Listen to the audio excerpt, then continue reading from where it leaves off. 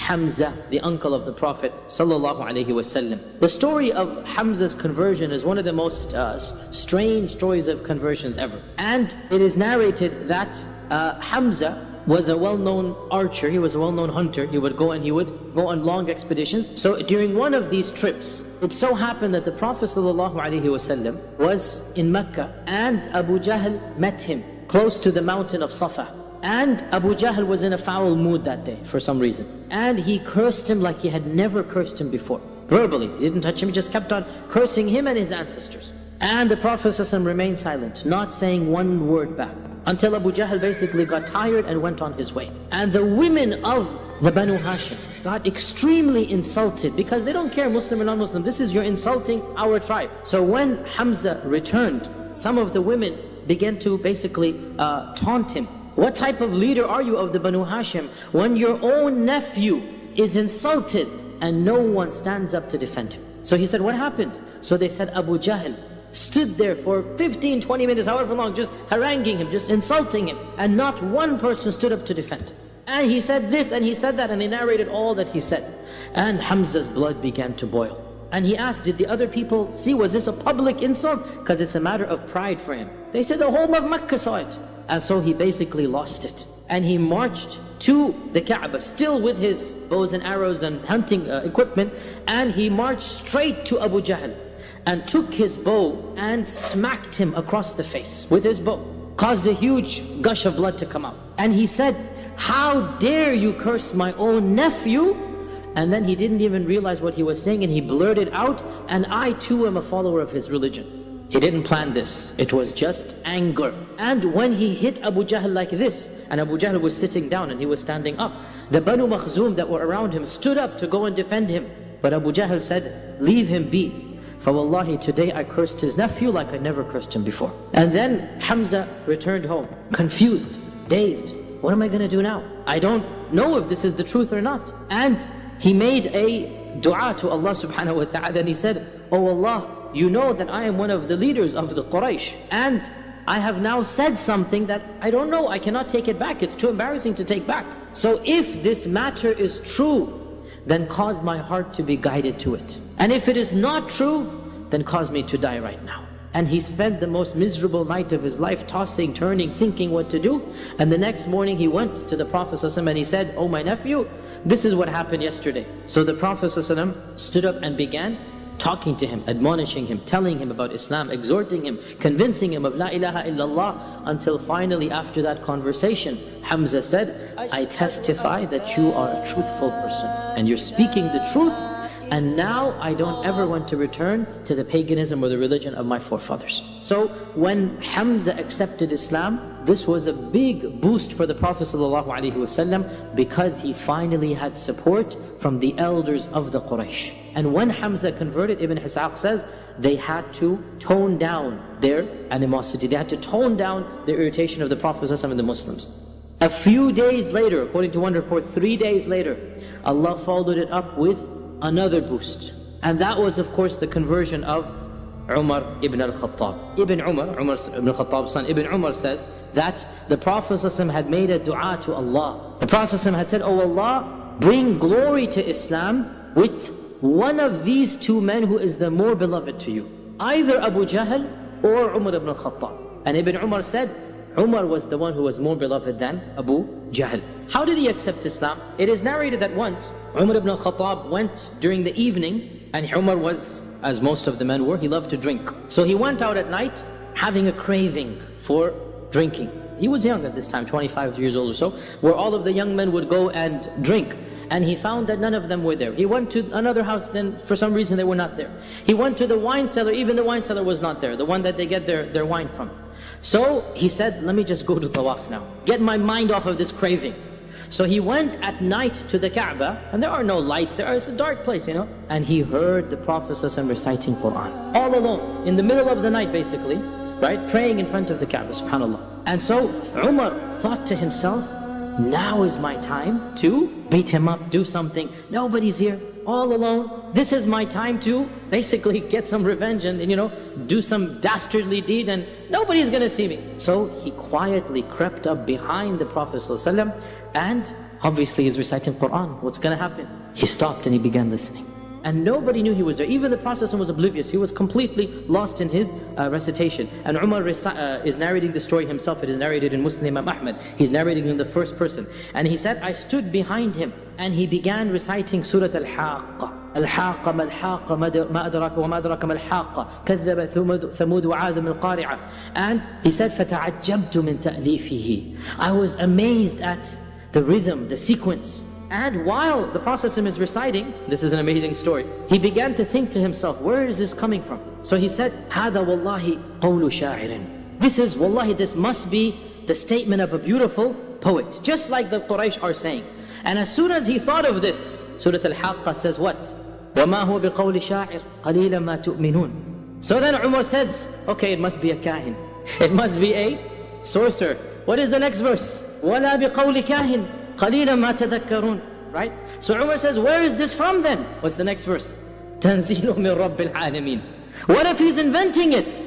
وَلَوْ تَقَوَّلَ عَلَيْنَا بَعْضَ الْأَقَاوِيلِ لَأَخَذْنَاهُ بِالْيَمِينِ ثُمَّ لَقَطَعْنَا مِنْهُ الْوَتِينَ. Basically, it's a conversation that Allah is having with Umar ibn al-Khattab through the Prophet ﷺ, and the Prophet doesn't even know about it. Because he's just reciting the Quran and Umar is just thinking thoughts to himself, right?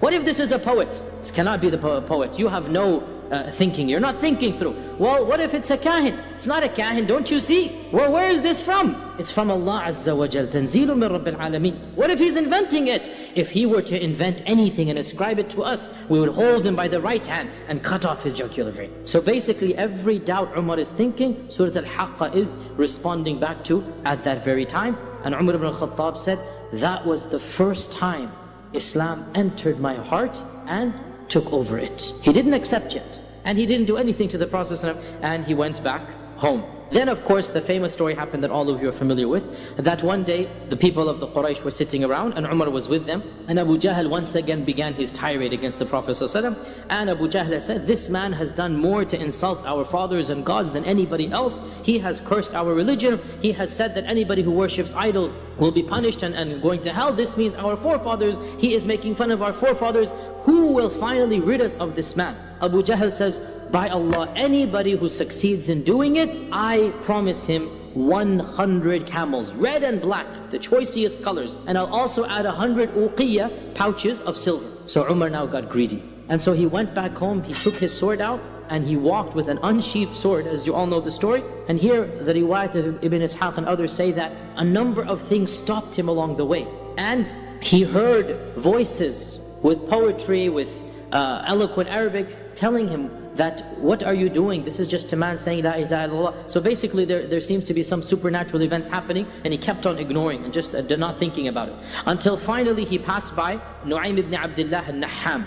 And Nu'aym ibn Abdullah had just accepted Islam, but he had not told anybody about it. And he saw Umar with this anger, with walking with the sword up and down the streets of Mecca. And he says, where are you going?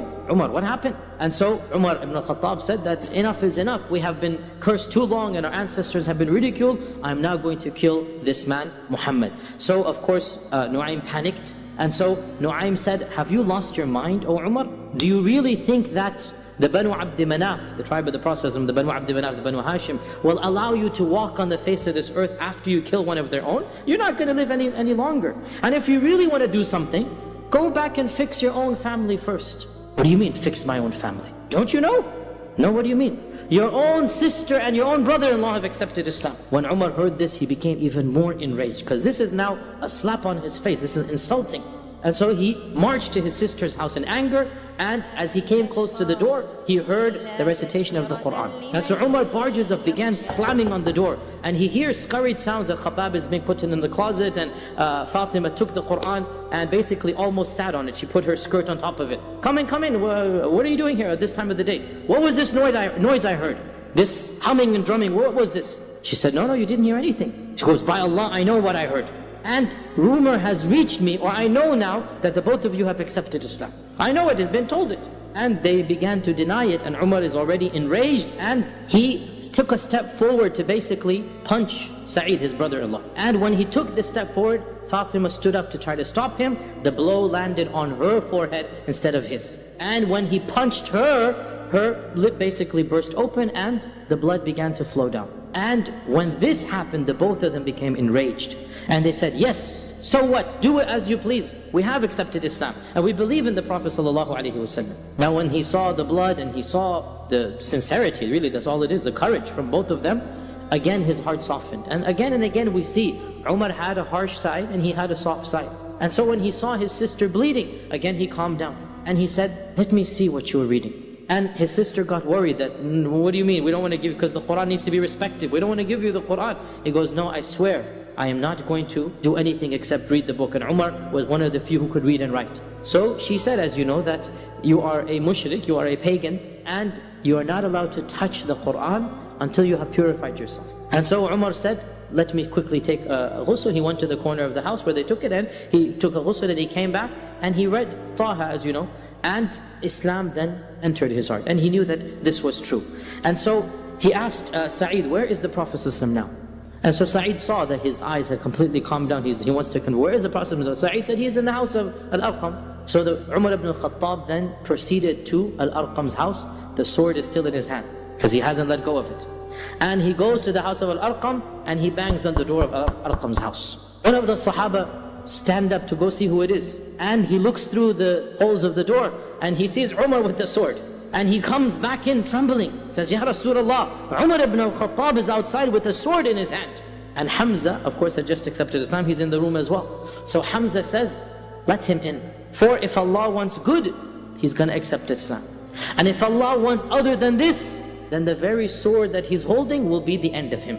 And so some of the Sahaba went to the door, they opened it up, they escorted Umar, they held onto his arms, two people holding onto his arms, right? He's a big guy, and they escorted him to the Prophet ﷺ, and he sat down in front of the Prophet ﷺ. Ibn Ishaq says, the Prophet ﷺ held onto his collar and dragged him closer to himself and said, Ya ibn al-Khattab, what are you doing here? Why did you come here? The Prophet ﷺ has no fear. And he says to him, for by Allah, if you continue in this path, Allah will destroy you with a punishment. And this was when Umar said, Ya Rasulullah, I came to accept Islam, believe in Allah and believe in you and testify in the truth. Here the Prophet himself said, Allahu Akbar, so loud that everybody in Al-Arqam's house knew that Umar had accepted Islam.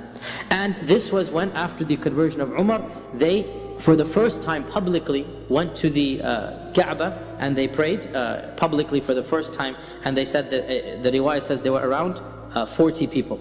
And the conversion of Umar along with the conversion of Hamza, it most likely occurred in the month of Dhul Hijjah of the 6th year of the Da'wah. With these two conversions, the Quraysh really felt threatened.